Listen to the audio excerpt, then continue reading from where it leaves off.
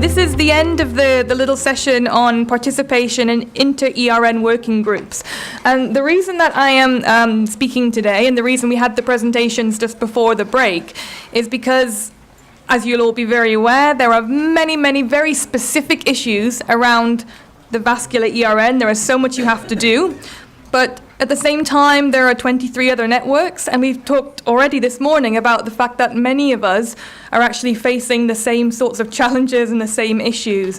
And so in addition to the very detailed activity of each of the 24 networks, there is quite a lot of sort of transversal and policy work going along to try to unite people and to address some of these shared challenges in the same way. So what I wanted to just do in about hopefully 5 minutes is to summarize a bit about the project that I'm involved in and what we've been doing for ERNs, and a little bit about what we can do for you for the rest of our project. So the project is called RD Action. It's a joint action for rare diseases. A joint action is just a funding mechanism. And I can spend many, many minutes talking about the history and the involvement of joint actions with ERNs, but I'm not going to do that. I'm just going to say that we've been working as a joint action rare disease community since about 2012 on this topic. And basically our goal in the early years was to put some flesh onto the bones of the concept of ERNs. Because if you look at that Article 12 as it appeared in the Cross-Border Healthcare Directive, it really says very little about what an ERN should be and should do. So we worked in the past with all the stakeholder groups necessary to define guidance and recommendations, and all of this translated to the 24 networks that we have here today. So the current joint action, RD Action, ends next year, and I just wanted to summarize a little bit about what we've been doing and where you can find out about our work if it's of interest to you. So in the early days, we played quite a practical hands-on role in trying to help the communities come together. So some of you would have responded to our matchmaker tool, which helped to identify which centres were interested in each of these different disease headings that you see at the bottom there. Once the networks were sort of set up and started to operate, our role changed a little bit. We were no longer dealing with theoretical networks. We had actual centres involved and actual coordinators. So what we recognised in the joint action is that these networks all come from very different places. Some of them are much more experienced on the care side and the guideline side of things. Others primarily came from research-oriented networks.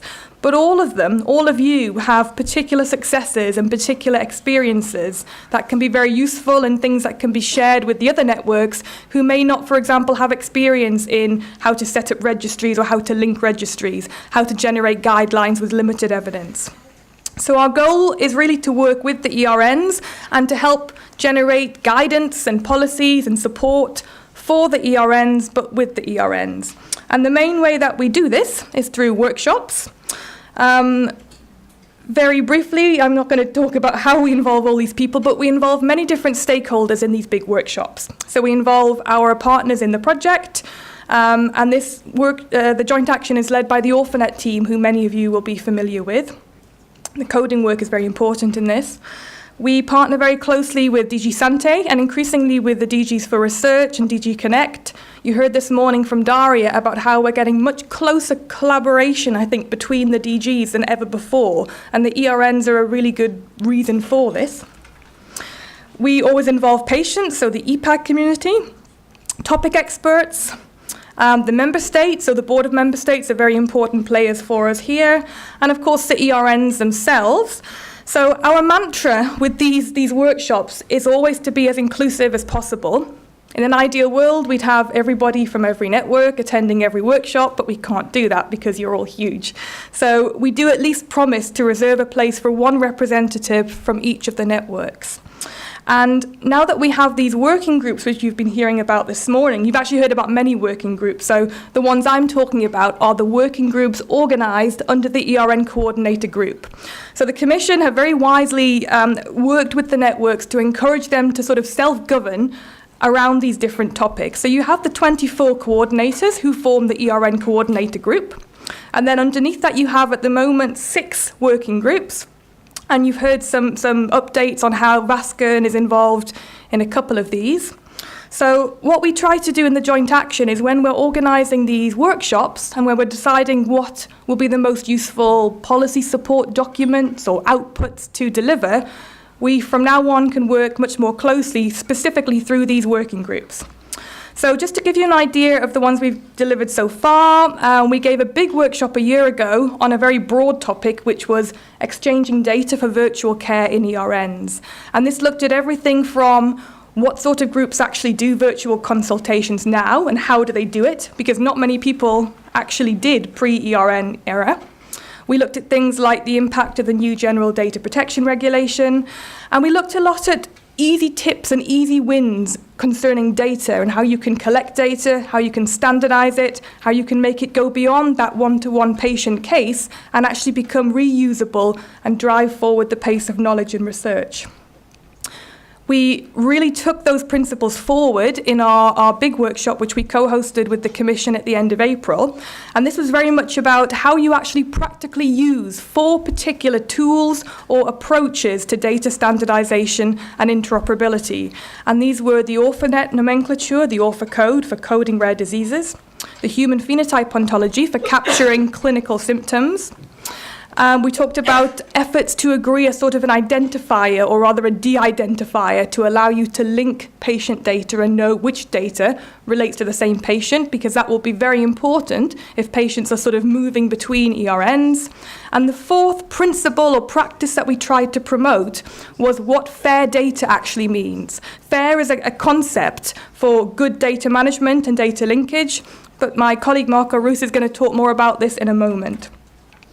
And the most recent workshop we delivered in June was on the topic of indicators and outcome measures.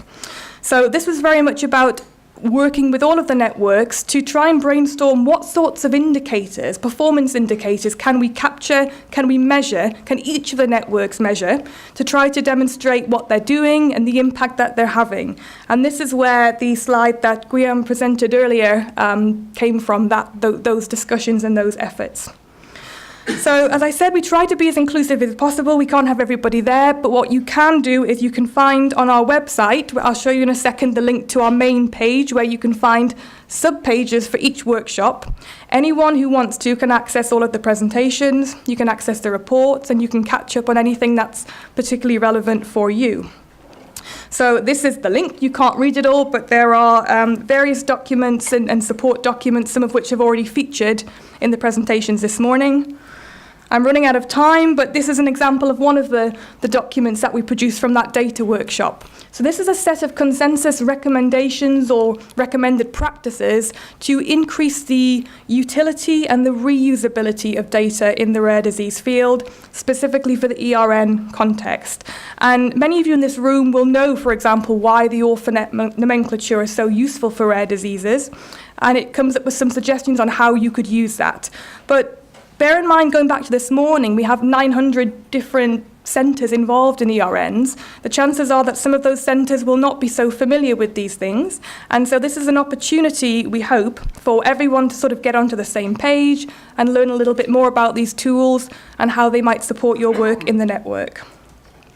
So I'm going to skim forward because we haven't got a lot of time, but our remaining workshops which we have planned, we have a workshop at the end of this year in Rome on the topic of clinical practice guidelines. So I've been taking lots of notes and listening to your discussions this morning. Particularly this workshop will focus on how ERNs can make a difference to the impact and the use of guidelines. Because at the end of the day, what a lot of our coordinators have said is, great, we can generate, we have all the methodologies to create different types of guidelines, but if countries will not implement those, if they're sort of not allowed to use them, what's the point of it? So we're really trying to brainstorm on what added value the networks can provide. We have a workshop next year in the spring on integrated care and holistic paramedical support for people with rare diseases. So how things like tertiary prevention, when there's no medicines, no drugs available, what can be done to support people with rare diseases. We will also have at least 1 or 2 workshops on the topic of ERNs and research, looking again at the full therapeutic development pipeline and really trying to drill down what will be different under ERNs to what has happened previously. So what are the opportunities for involvement with industry, with regulatory bodies, with HTA, and how can we put into practice our good tactics and easy wins with data standardization to really improve things and streamline this process. So the way you can get involved is that at least one person will be invited from this network to each of these workshops, but we will very soon be circulating the outlines for each of these, and we will send those to the coordinating team. And then what we encourage them to do is to contact all of you and to ask for your inputs and your advice, for example, on clinical practice guidelines. What would be the most specific elements of this broad topic that's of use to you? So are you particularly interested, for example, in how patients can contribute to this? Would you find some sort of harmonized terminology for use across the networks around what's a clinical practice guideline, what's a clinical standard we talked about this morning? Having some consensus on what these things actually mean in this landscape will be really important. So that's the primary means for you to influence and engage with the remaining workshops. And if you're interested in the reports and the documents from the previous workshops, you can find all of these on our webpage. I'll stop there because we're a little bit short. Thank you.